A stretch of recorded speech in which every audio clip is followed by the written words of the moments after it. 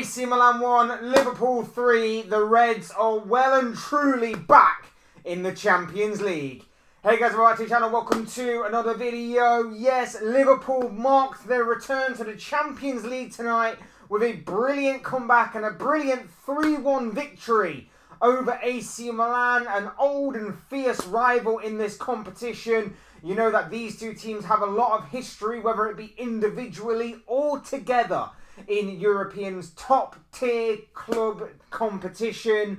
And tonight they played out yet another exciting chapter in which Liverpool were victorious thanks to goals from centre-back pairing Ibrahima Konate, Virgil van Dijk as well, and Dominic Szoboszlai put the icing on top of this particular cake. This is the instant match reaction, people. We're going to be talking about the game, about Liverpool's performance and everything else in between. But before we go any further in discussing all of that, I would like to remind you all to please like the video and subscribe if you're new. Both things are always and very greatly appreciated. Get involved in the comment section below. Let me know your thoughts, your comments, opinions, predictions, feelings, whatever you want to call it. That makes for great and interesting reading, I'm sure. Use and abuse that comment section, people. Talk to me on this. Talk to me on Liverpool's performance, the result tonight, and everything else in between. But for right now, let's get into the video. Let's get into Liverpool's big 3-1 victory over AC Milan in this new and revamped Champions League structure. Simply put, a fantastic result. A brilliant way to kick things off. You just want to win your first game, and especially in this kind of newly revamped Champions League format, this new league phase, you just want to get that first win under your belts, and Liverpool did exactly that in brilliant style. In the end, it was pretty comfortable as the game wore on, in all honesty, after what was a pretty hairy and pretty frustrating and unnerving opening 15 minutes or so. AC Milan took the lead inside the opening few minutes with Christian Pulisic, Captain America, the LeBron James of soccer, is what Americans call him. I call him a bit of a Chelsea reject, in all honesty, and someone who never quite hit his potential that he once showed at Borussia Dortmund. Either way, he raced clear of the Liverpool defence and produced a brilliant finish to fire beyond Alisson Becker and open the scoring for AC Milan. And you're thinking, oh great, here we go again. Here we go again. Continuation from Forest at the weekend. But credit to Liverpool after riding out what was a pretty difficult, hostile and pretty annoying opening 15 minutes. Their calmness just was personified throughout the entirety of the game. They didn't threat. They weren't scared. They weren't sweating. They weren't panicking right from the off. There was a calmness. There was a coolness about Liverpool. It was just no. They struck early.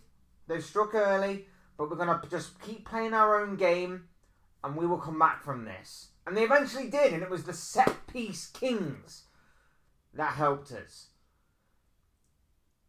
The opening 2 goals were all contributed by our back four. Our back four of Kostas Tsimikas, who started ahead of Andy Robertson, Trent Alexander-Arnold on the right, and then our 2 goal scorers in Virgil van Dijk and Ibrahima Konate.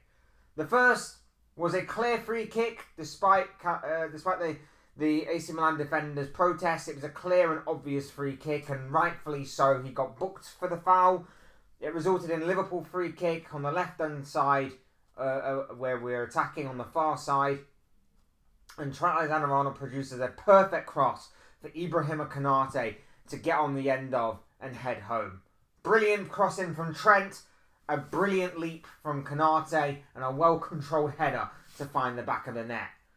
The next goal, Kostas Tsimikas from the right in-swinging corner meets the head of Virgil van Dijk, and Van Dijk, our skipper, our leader, El Capitan, heads it into the back of the net. Very simple, but very effective. And Liverpool have come back from 1-0 down to lead 2-1 at half-time. My question to you is not even necessarily about Liverpool. My question to you is, did Mike Magnan's injury aid Liverpool in those set pieces? Was he not as commanding as what we normally kind of see him try to be in those situations with his injury? Mike Mignon went down, I calculated, about 3 or 4 times before he was eventually substituted. I was surprised he even made it out for the second half. I was very much surprised he even made it out for the second half, but he seemed to injure himself very early on in the game. He was down for a while. He tried to continue. His long-range kicking was certainly affecting his injury more and more so. I think he went down again before the first half was out.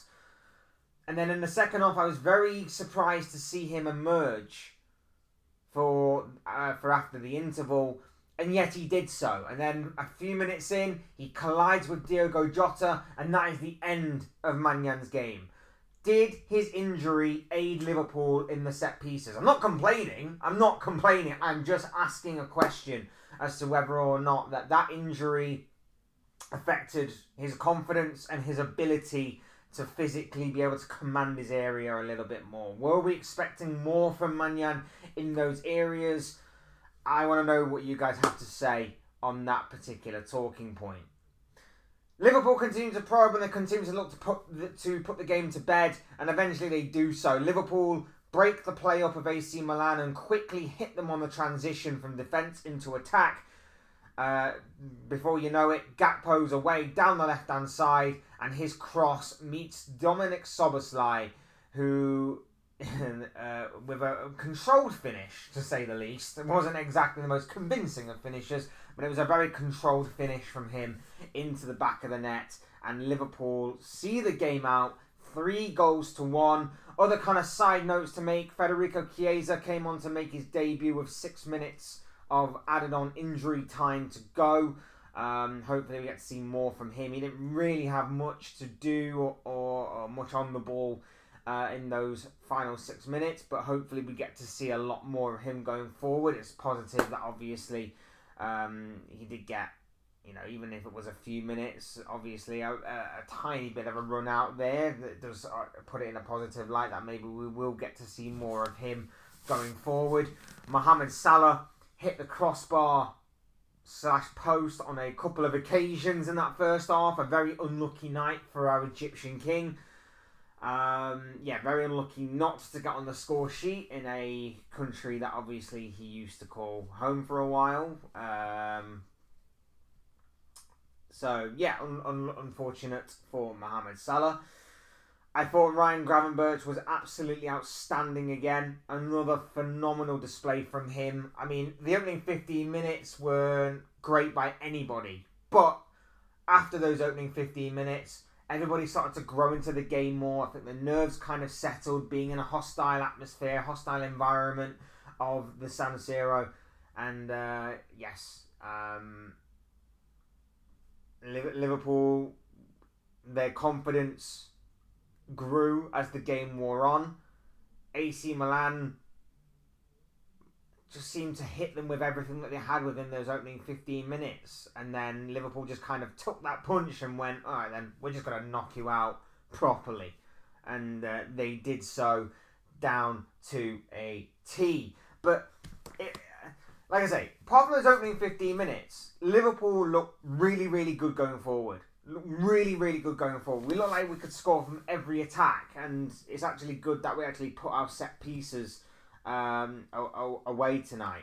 Really, really was. We had plenty of those and we never really make the most out of them, I think. So to do that and, to get a couple of goals from them as well, from our big commanding imperious centre-backs tonight. I thought Konate was outstanding tonight. One blemish obviously being the yellow card he picked up in the second half, but with that exception, I thought he was incredible tonight. I thought Van Dijk was coolness personified. I think the goal stems from Tsimikas just wandering into midfield, and at that moment, I'm annoyed, I'm angry, I'm frustrated, because I don't necessarily rate Tsimikas completely. I think he's a good technical player, but I think he lacks so much defensively. I kind of see Andy Robertson and Tsimikas, and I think if I could take Robertson's defending with his engine-like ability to run up and down that wing all day, and combine that with Tsimikas' technical ability on the ball and his crossing, because let's face it, I've seen Andy Robertson from a number of dead ball situations and set pieces not really be able to pick his man out. Tsimikas tonight, one hit straight into Van Dijk, and Van Dijk scores. If I could just combine the best assets of both of those two players and combine them into a player, we would have a absolute king of a left back. But we don't. We don't. We have one that's got good attributes, and the weaknesses are the strengths of the other. So yeah, it's somewhat annoying. Tsimikas was just found wanting in that particular moment. He just went wandering into midfield, and Pulisic had the freedom of the right wing of AC Milan to really pick his moment. And rather than fire it across goal, which I think Konate and Trent were expecting and anticipating, he instead decides to rip it into the bottom corner, out of the reach of Alisson Becker. He's got no chance of making that. And Liverpool went 1-0 down. But I was very much admirable of the calmness of Liverpool to not panic, not go too crazy, not trying to go too gung-ho early on. They just went, alright, we've suffered a very early setback, it's annoying, we haven't got a clean sheet, but you know what, we'll fight back into the game, we'll gain some control, we'll gain more of the ball, we'll just knock it around a little bit, calm everything down, take the sting out of the occasion, and then we'll hit AC Milan where it matters most. And for the most part, we did that. I think AC Milan ran out of ideas after 15 minutes, because during those 15 minutes they were picking holes in our midfield. Then we just tightened everything up. Once we realised they were just knocking the ball into midfield, finding little pockets of space between the lines or between our midfielders, we tightened up. And that's where you saw Gravenberch take the game by the scruff of the neck. That's where you saw McAllister start to get on the ball more and start to make things happen. That's where Szoboszlai improved as the game wore on. Still not amazing, but at least he kind of got a goal to sort of masquerade that sort of performance. That's where you saw them really step up, and that's where you saw the midfield really step up. Like I say, I have no problem with the defence at all tonight. I think even Tsimikas, like I say, for the opening 15 minutes aside, I thought he played really well. The less said about his shooting, though, the better. He had a couple of decent opportunities tonight to maybe get a goal himself, his first Liverpool goal, and he like I say, the least said about Kostas Tsimikas' shooting, the absolute better in my opinion. The one especially where it was on his right foot, he gets it free at the edge of the penalty area or just inside the penalty area, and he absolutely makes a right mess of it. He just slices it completely, and it's horrible. It's horrible to watch. But yeah, I gotta admit, I didn't think Tsimikas had too bad of a game tonight. Trent Alexander-Arnold, barring maybe one, maybe two moments, pretty much locked up Rafael Leao. It's Rafael Leao. He's got quality and he's got blistering pace. So you're not going to keep him quiet all game. But Trent, for the most part, locked him up pretty damn well. Not that rival fans will take note, because it doesn't fit in with their narrative of Trent can't defend. But there you have it. Trent was excellent defensively tonight, and also some of his passing was, again, brilliant to watch.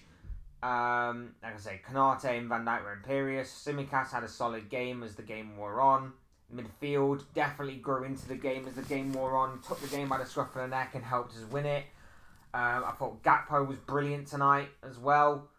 Jota, relatively quiet. He had a couple of opportunities to find the back of the net, and he missed on both.